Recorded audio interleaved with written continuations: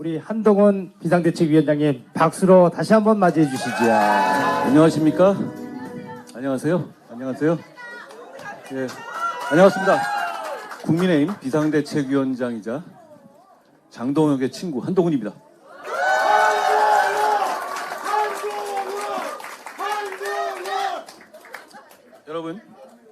여러분, 저는 어제부터 다시 시작했습니다. 우리는 승리할 겁니다. 여러분, 자신을 가지십시오. 저를 믿어주십시오.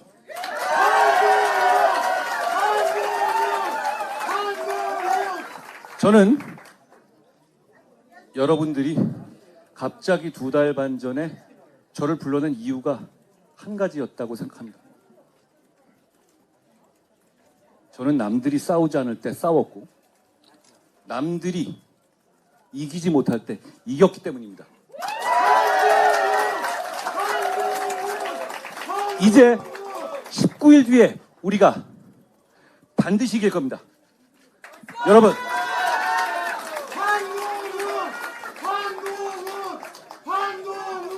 자신 있게 나갑시다. 여러분, 저를 믿으십시오. 여러분,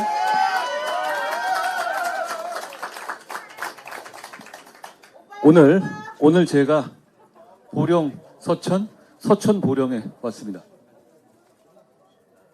장동혁은 저의 힘이고 보령 서천 보령의 힘입니다.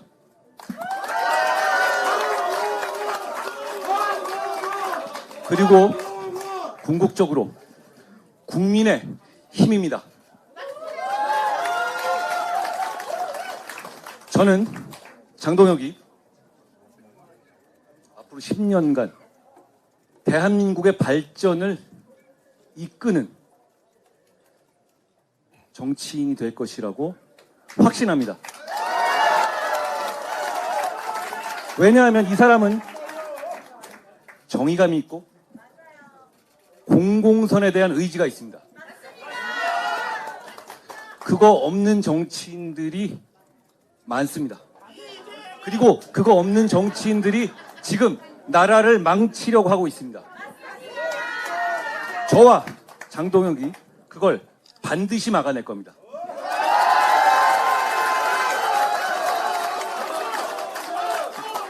여러분,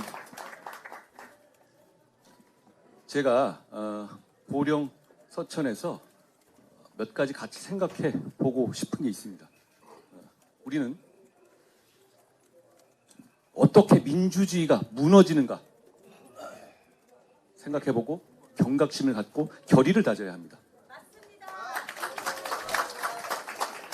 최근 현대에 들어서 민주주의가 무너지는 것은 군사 쿠데타에 의한 경우는 잘 없습니다. 특히 우리처럼 발전한 클래스가 있는 나라에서는 그런 일은 일어나지 않아요. 대신 이런 나라에서 민주주의가 무너지는 획일적인 패턴이 있습니다. 먼저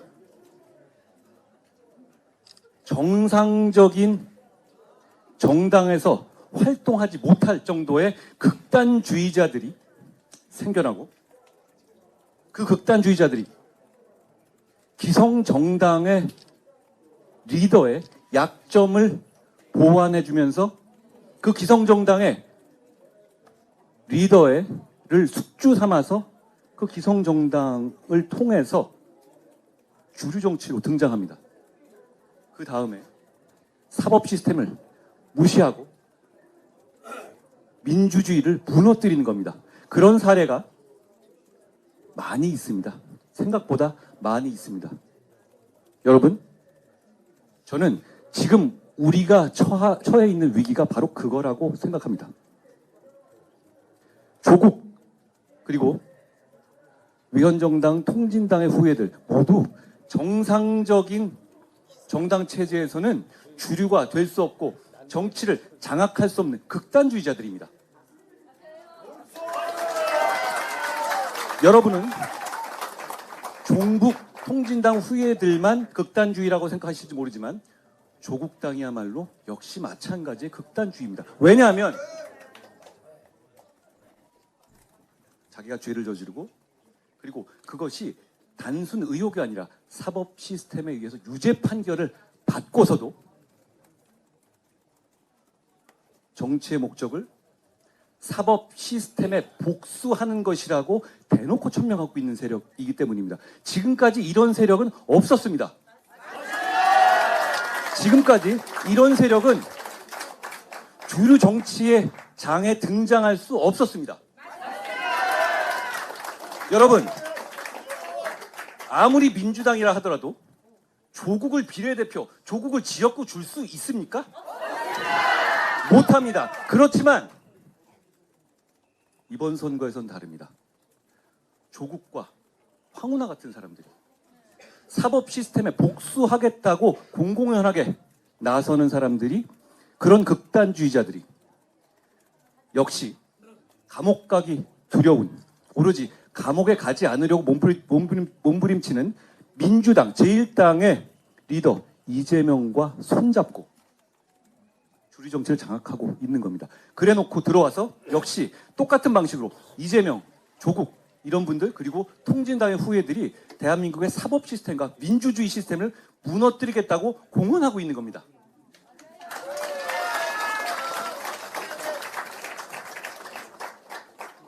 어떤 미래가 있겠습니까? 이런 사람들이, 이런 극단주의자들이 장악한 세상, 당장 우리는 이걸 볼 수 있습니다. 우리 국민의힘은 고칠 점이 많이 있습니다. 차이는 우리는 고칠 의지와 민심에 순응하겠다는 자세가 되어 있습니다.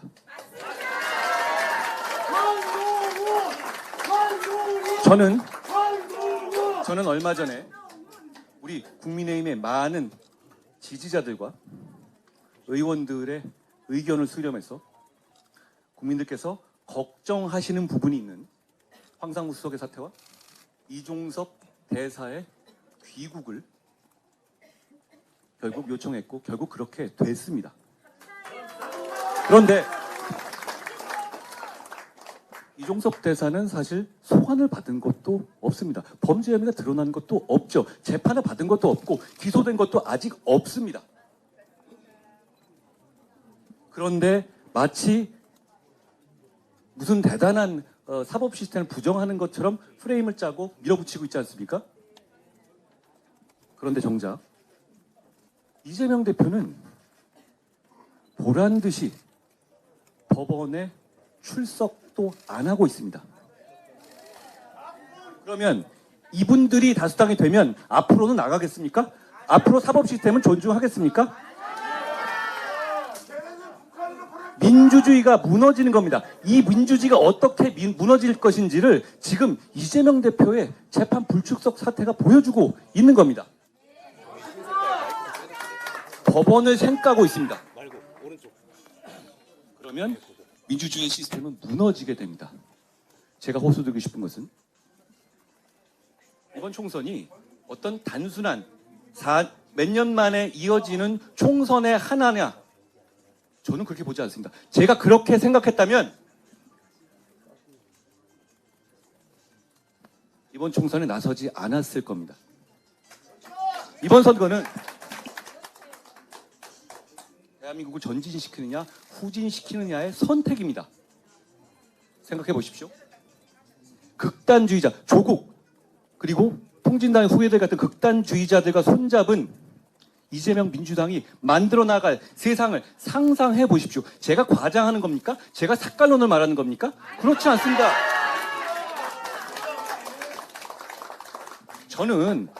저는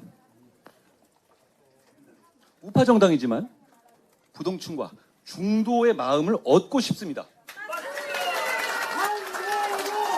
제가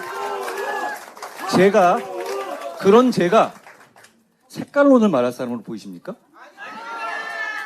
저는 사실을 말하는 것이고 우리 민주주의가 처해 있는 위기를 말씀드리는 겁니다. 이 위기를 막을 수 있는 방법은 단 한 가지밖에 없습니다. 알고 계시죠? 4월 10일의 선거는 1987년 대선 이래 국민과 이 나라의 운명을 좌우할 가장 중요한 선거가 될 겁니다. 그런데 우리 당이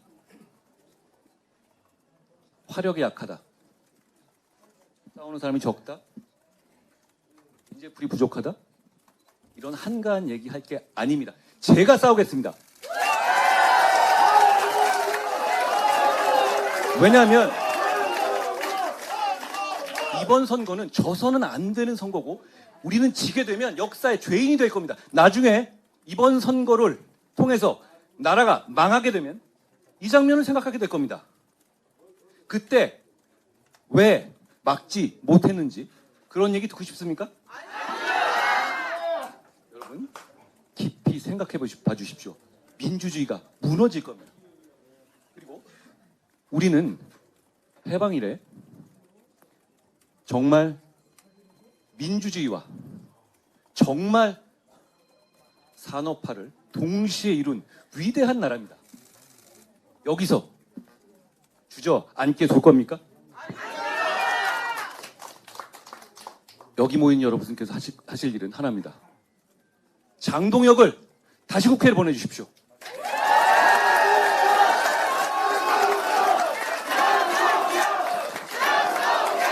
장동혁이 막아낼 수 있습니다. 장동혁은 지금 국회에서 열목수 하고 있는 사람입니다. 100명의 목수 하고 있는 사람입니다.